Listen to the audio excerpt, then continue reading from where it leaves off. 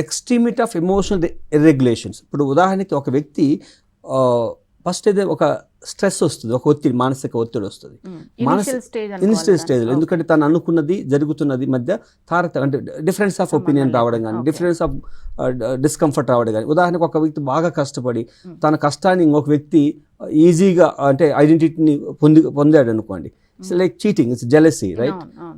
అలాంటి సమయంలో తను చాలా ఫ్రస్ట్రేట్ అవుతున్నాడు, తను ఎక్స్ప్రెస్ చేయడం ద్వారా ఏమవుతుందంటే తన యొక్క ఉద్యోగానికే భంగం కలుగుతుంది భయంతో తను కొనసాగుతూ ఉంటారు.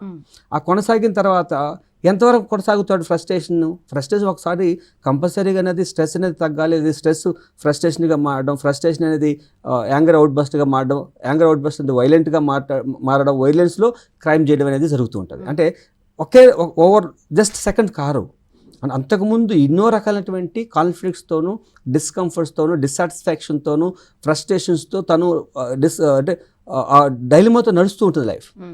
అలాంటి విషయాలు ఎక్కువ క్రోడీకరించినప్పుడు, ఎక్కువ ప్రెజర్ చేయబడినప్పుడు, తన యొక్క ఆలోచన నెగిటివ్గా మారినప్పుడు అప్పుడు తను ఇటువంటి క్రిమినల్ టెండెన్సీస్కి మారేదానికి అవకాశాలు ఎక్కువ ఉన్నాయి.